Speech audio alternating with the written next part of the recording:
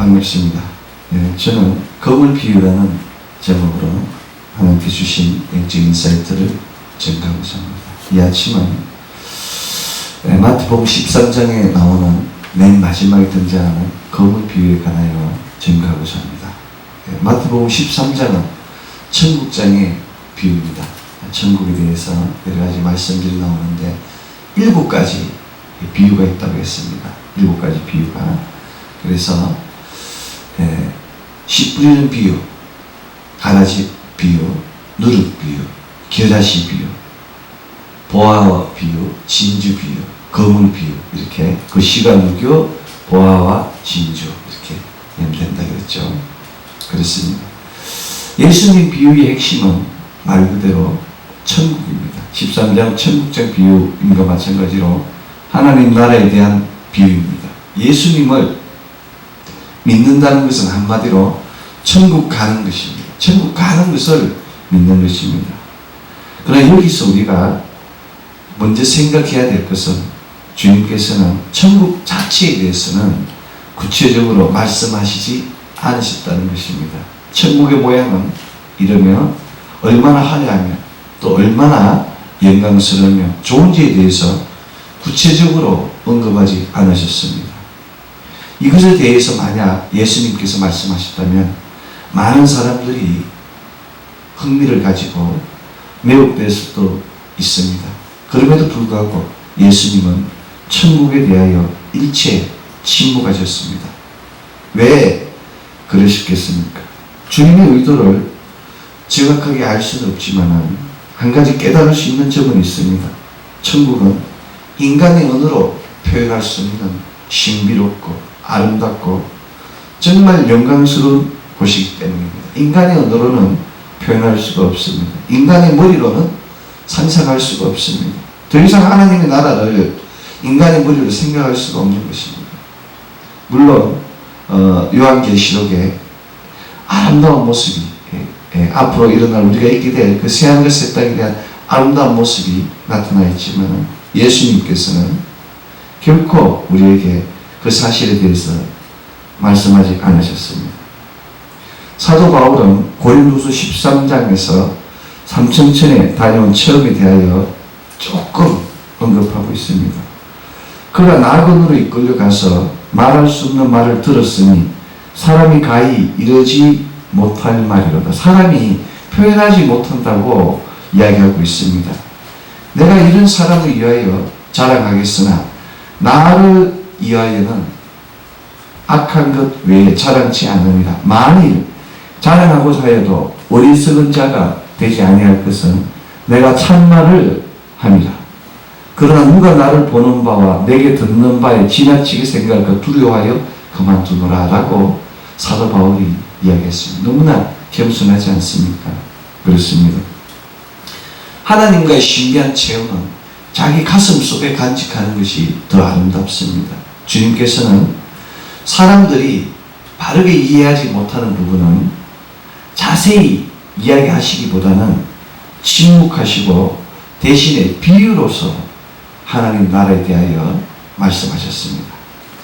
하나님 나라는 장소적 측면보다는 하나님과의 관계적 측면에서 말씀하고자 하셨습니다. 하나님의 직접적 통치, 다스림, 그리고 하나님께 순종하고 충성하는 당신의 백성들이 하나님의 백성임을 밝혔습니다. 그래서 누가복음 17장 20절은 하나님의 나라는 볼 수 있게 임하는 것이 아니요 또 여기 있다 저기 있다고 못하리니 하나님의 나라는 너희 안에 있느니라 라고 기록하고 있습니다. 주님께서 말씀하지 않으신 분, 침묵한 부분에 대하여 호기심을 가지고 접근해서는 안 됩니다. 주님께서 가르쳐 주시지 않은 부분은 알지 않는 것이 당연한 것입니다. 알지 못하는 것이 바로 축복이 되는 것입니다. 그런데 사람들은 이 사실을 절제하지 못합니다. 궁금한 부분은 알아야 적성이 풀리지 않습니까? 그래서 적을 칩니다. 신통한 사람을 찾아갑니다. 하나님께서 가정이 여기는 일들에 대하여 행하게 되는 것입니다. 예수 믿는 사람도 점을 치는 분이 있지 않습니까? 부적을 쓰는 분이 있지 않습니까? 궁합을 보는 사람이 있지 않습니까? 날짜를 받으러 가지 않습니까? 그렇지 않습니다. 길일이 무슨 날입니까? 세상 믿지 않는 사람들 길일이 무슨 날입니까? 좋은 날입니까? 우리가 길일이라는 얘기는, 믿지 않는 사람이 길일이라는 얘기는 무슨 얘기입니까? 귀신이 외출하는 날입니다. 귀신이. 그래서 그날은 귀신이 없다는 날이라서 이사를 가는 거 아니에요. 귀신이 외출하는 날이 길일이라고 세상 사람들은 믿고 있는 거예요. 정말 안타까운 일 아닙니까? 그래서 물어봅니다. 왜 점을 쳤느냐?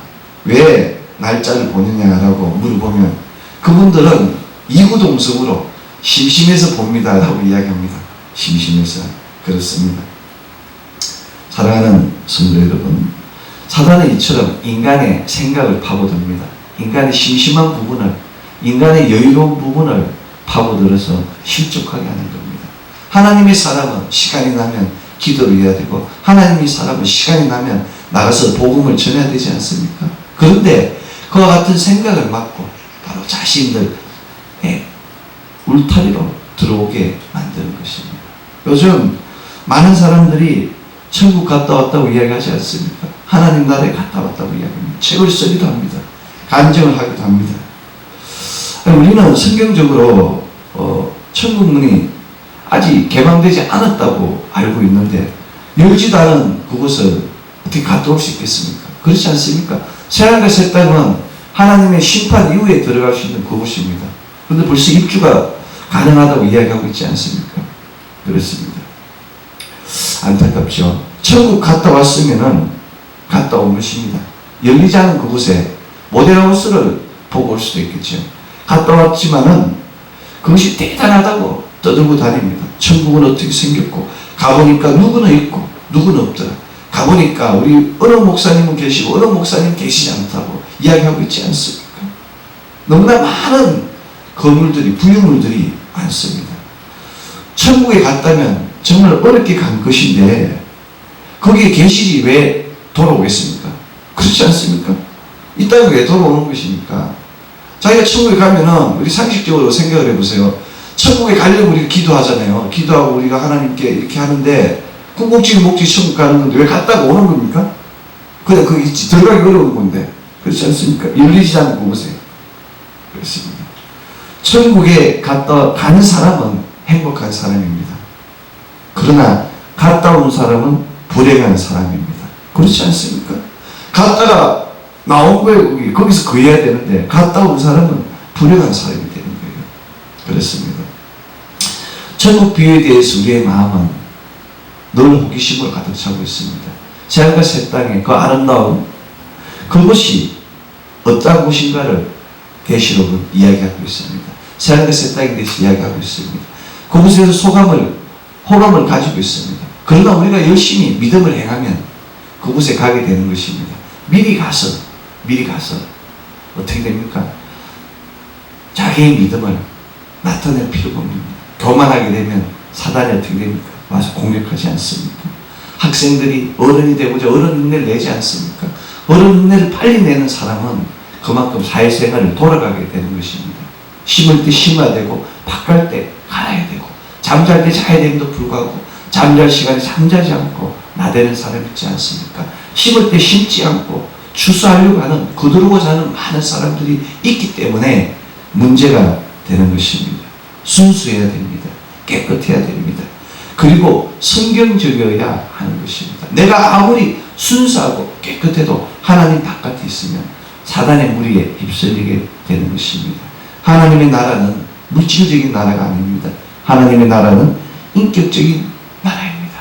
그래서 우리가 인격적인 만남을 이루어야 한다고 하지 않습니까? 성령님과의 인격적 만남을 해야 되며, 예수님과의 인격적 만남을 해야 되며, 성부 하나님과의 인격적 만남을 이루어야 되는 것입니다. 그 인격적 만남이 하나님의 뜻을 온전히 알게 하는 것이며 하나님 나라를 온전히 이루게 하는 것입니다. 약도 없고 죽음도 없고 슬픔도 없고 고통이 없는 그곳이 하나님의 나라입니다. 내가 예수님과 인격적 만남을 이루면 질병도 사라지고 고통도 사라지고 슬픔도 사라지고 문제도 사라지는 것입니다. 나의 인간적 능력으로, 눈으로, 귀로 입으로 하나님 나라를 전하고 깨달을 수 없는 것입니다. 성령님이 나를 듣게 하는 것이며 성령님이 나를 보게 하는 것이며 성령님이 나를 깨닫게 하는 것입니다. 오늘 본문은 바로 천국 비유에 대한 마지막 비유입니다.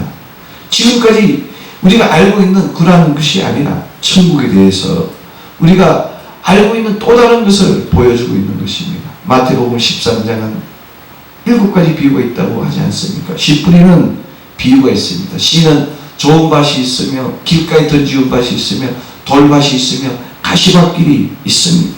좋은 밭에 있다는 것은 무엇입니까? 말씀을 들을 수 있는, 듣고 깨닫는 자가 좋은 밭에 있는 자입니다.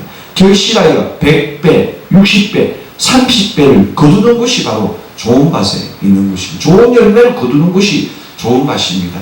좋은 밭에 좋은 열매를 거두는 것이 아니라 아무리 그것이 돌밭이라도 가시밭길이라도 믿음으로 고난을 이겨내고 돌을 걷어내고 가시를 파하고 엉겅퀴를 파하고 열매를 얻으면 그것이 좋은 옥토가 되는 것입니다.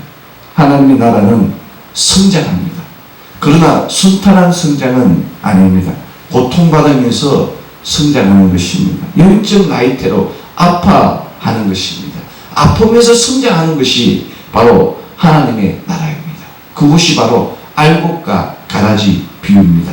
농부가 좋은 알곡을 뿌렸지만 뿌리지 않은 그곳에 가라지가 생기는 것입니다. 알곡을 뿌렸음에도 불구하고 알곡 뿌린 밭에 가라지가 자라게 되는 것입니다. 바로 하나님의 영이 역사하는 곳에 사단의 영도 같이 역사하는 것입니다. 분명한 것은 고통과 어두운 혼란과 고문 속에 하나님 나라는 이루어져 간다는 것입니다.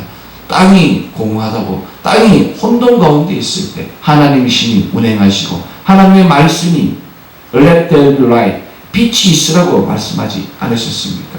우리가 고통 가운데 있을 때, 어두운 가운데 있을 때, 슬픔 가운데 있을 때, 고난 가운데 있을 때 하나님의 빛이 나에게 임하셔서 열매 맺게 하는 것입니다. 알곡이 더 성숙하게 결실 맺게 되는 것입니다.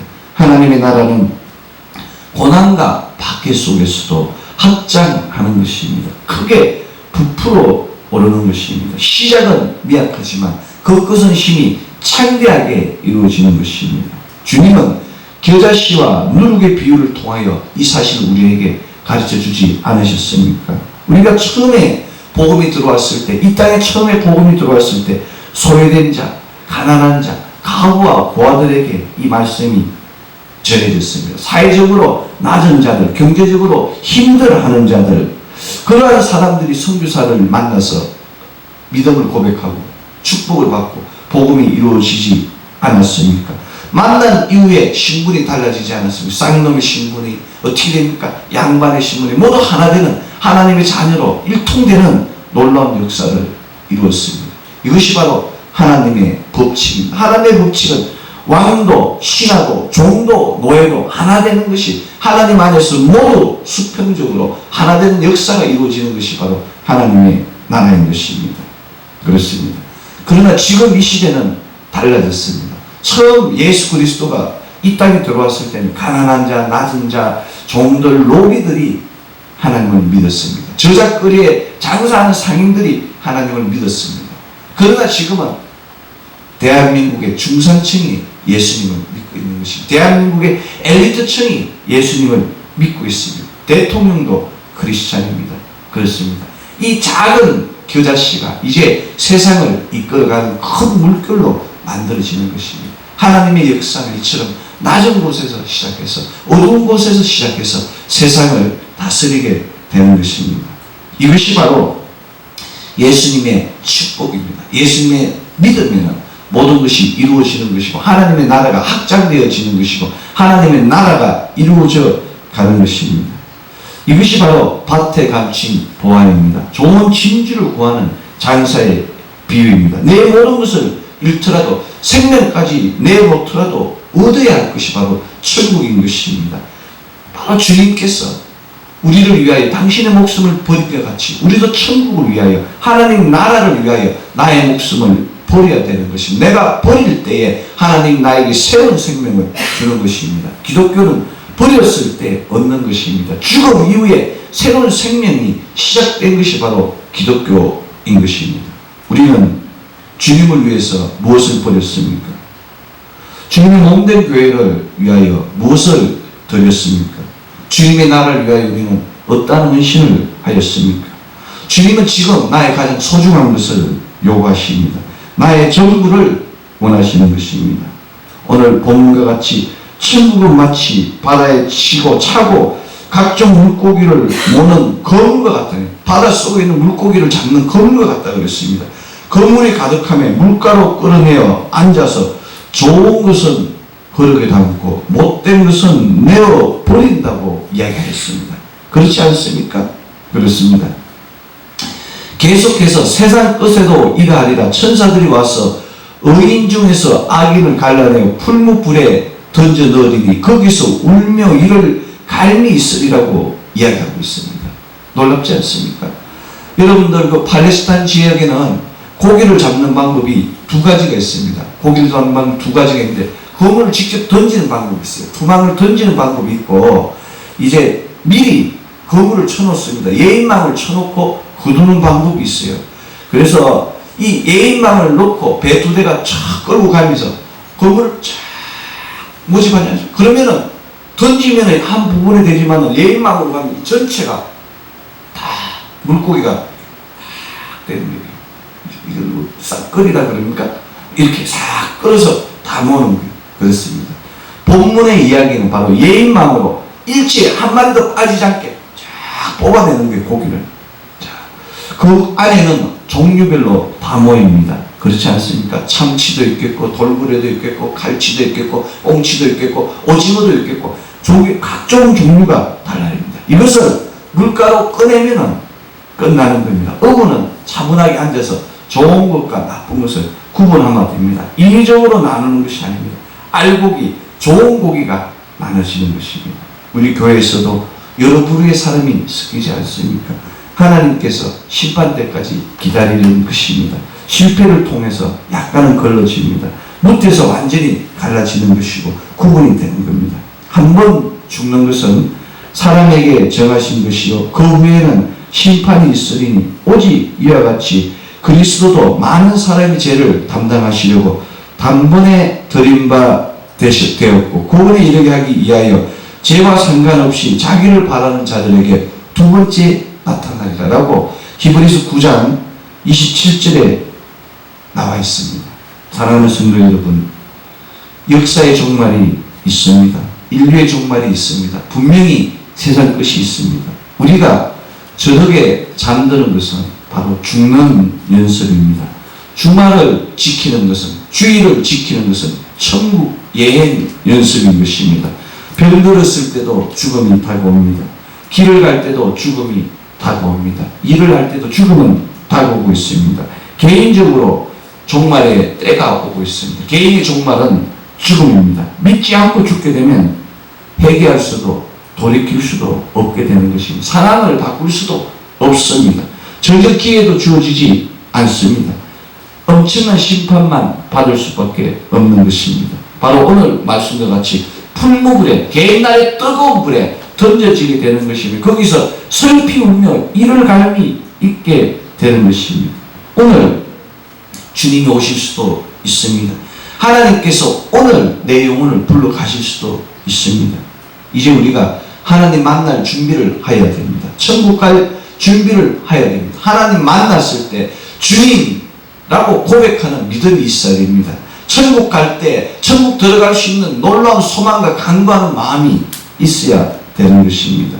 우리는 이러한 놀라운 심판을 피하는 하나님의 면류관을 거하는 하나님의 자녀인 것입니다. 이 아침 거물에 걸리는 알곡이 되는 우리 모두 되기를 소원합니다. 천국이 새하늘과 새 땅의 영광의 면류관이 우리 것이 되기를 소원합니다. 천국 성전 기둥에 우리의 이름이 미치는 놀라운 축복이 넘치기를 소원합니다. 기도하겠습니다.